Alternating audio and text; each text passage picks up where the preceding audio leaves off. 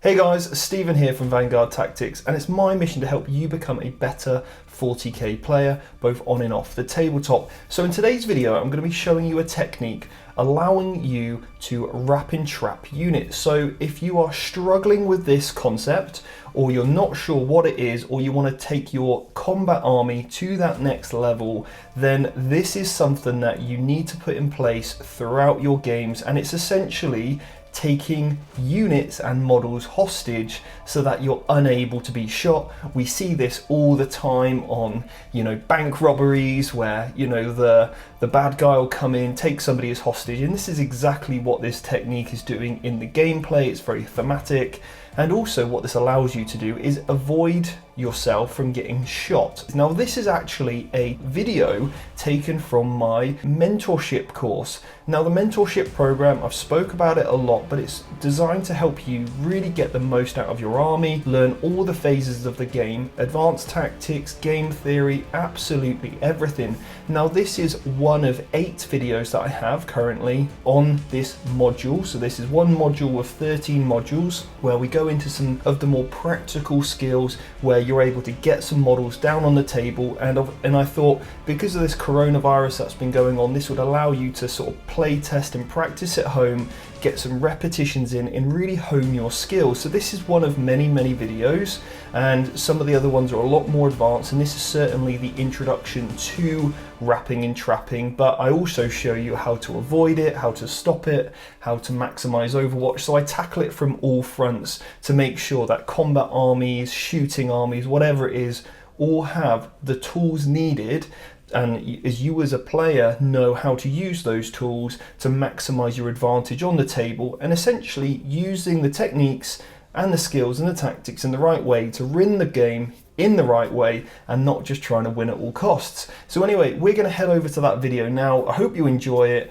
and in the meantime what you're going to need to do is get about 20 models up together. You're going to need about 1 foot by 1 foot playing space, or 2 foot by 2 foot, and just some areas to play test. And if you do, let me know in the comments below. I'd really like to know what you think, and if you're interested in signing up for that mentorship program that I spoke about, then you can check out the link below and you can sign up for that mentorship program. And I really hope you enjoy this video and get so much out of it and practice. So over to that video next.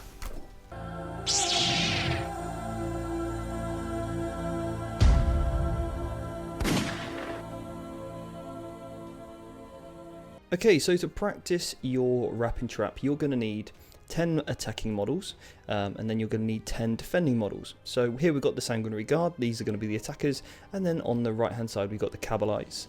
So we've got 10 Cabalite warriors, or that could be 2 squads of 5, however you want to roll it out, and then you've got to imagine that there's Venoms, Ravagers, everything else behind the Cabalite screen, and obviously they've been sent forward to protect and zone out anything coming forward, maybe to stop the Blood Angels from deep striking in. So here we've set up a position where the Sanguinary Guard have maybe moved forward out of cover, and now they're going to declare their charge. And the idea behind this is so that if you can wrap and trap a model, which means that the Cabalites cannot fall back, then the Drakari player in their turn isn't going to be able to shoot the Sanguinary Guard. So here's what you need to do. You set yourself up. I'm about 7 inches away from the Cabalites from this position, and ideally I'd try and move as close as I possibly could so I've got an unfailable charge, but let's say this is the best I could get. So you declare against the Cabalite warrior squad of 10. They would then do their Overwatch as per usual, and then you would roll out your charge. So I'm just going to say that the average on 2 dice is about a 7, so that's exactly what we're going to look for. As you can see, 7 easily gets me within any part of that, any side, or from the front model to one of the back models. Now remember, the first model that you move has to end within an inch.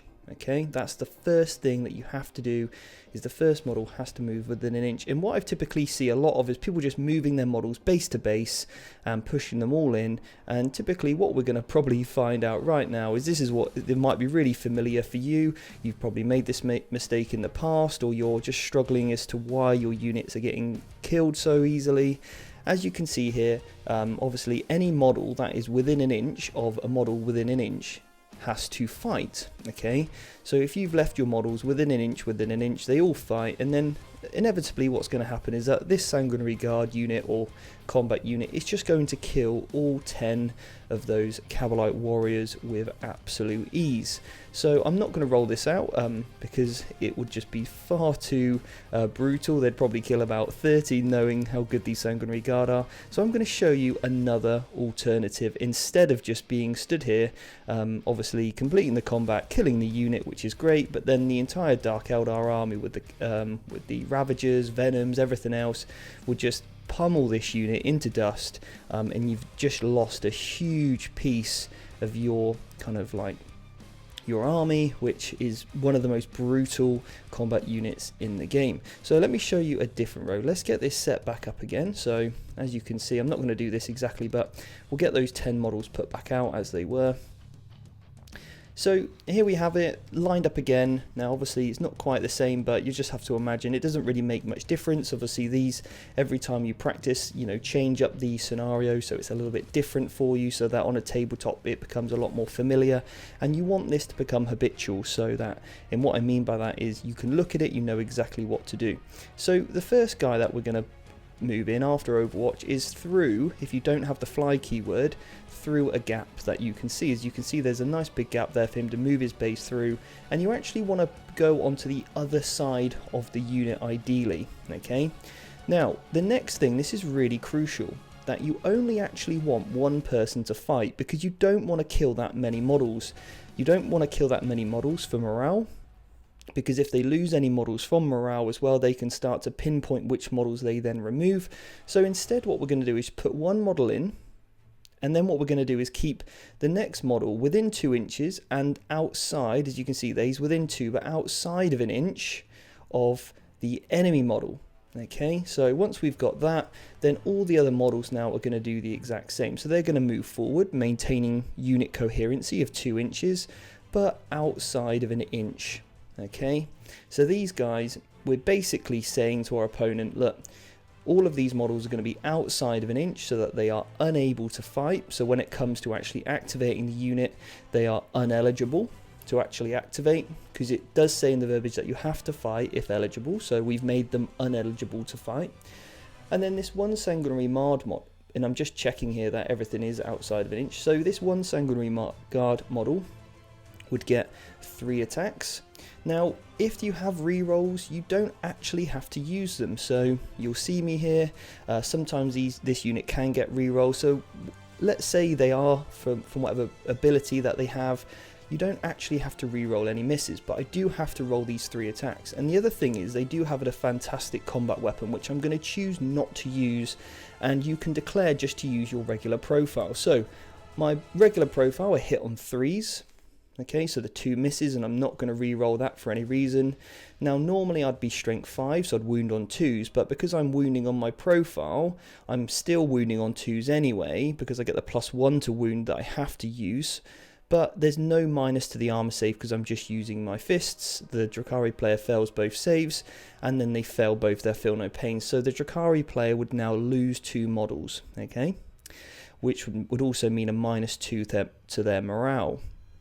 So I remove the Drakari, and then the next thing that I need to now do is ensure that I can get a wrap off. And I'm going to use a technique called tri-pointing, where essentially I'm trying to put a model on every single corner, if you could imagine a triangle under a base of that model. So remember, you have to end closer. So the first Cabalite is the closer model, so as long as I'm ending closer, I can actually go anywhere I wish, providing I end up closer, which I have in this instance, and the next model is going to do the exact same. That is the closest Cabalite there, so he's going to move in that direction, getting the second corner of that triangle, and then the third guy is just going to go right on the point there to make sure that he gets the third corner. Now that basically means, as you can see, there's no room for that model to actually fit his base through any of the sanguinary guards without moving them, and you can, you know, do a basically completely wrap him if you really want to make sure, and then obviously you just maintain coherency with all the other models. So I've got a wrap off there, and I probably could have put another wrap on the other corner as well. So now you've completed your consolidation, then the Dark Eldar player would obviously make their attacks back. So there's 7 guys, they hit on 2s, and then they wound on 5s, and I get a 2-up save, so roll my saves out. Okay, yep, cool, so that's 1 dead. Standard Stephen box rolling right there, so 1 dead and 1 will take a wound. But as long as I'm essentially still at that wrap off, I can still pile in and consolidate later on when I go to move. Obviously by removing that model means I can't consolidate or pile in. I could obviously take away another model from the end, perhaps it wouldn't make too much difference, but essentially then the Dark Eldar player would make their morale tech, and then we would move on to the Dark Eldar turn, which now means that the Dark Eldar player wouldn't be able to fall back and therefore wouldn't be able to shoot the Sanguinary Guard unit, giving the Sanguinary Guard unit a time to then push forward in later turns. So now we'd go into the Dark Eldar combat. They would roll their hits out again because they would allocate the first unit to attack with. Again, wounding on 5s, more saves, and then obviously 1 Sanguinary Guard model that took a wound is now dead. So then he would be removed.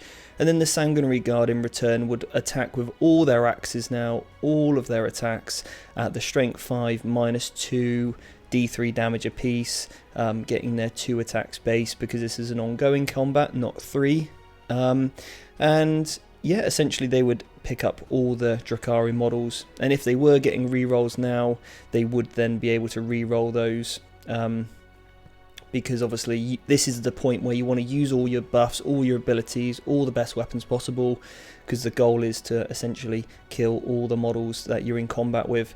And then the Drakari player would make all their saves, and then the Dark Eldar player would remove their models. So yeah, that's pretty much how that would go, and then obviously they would probably lose any others to morale checks as well.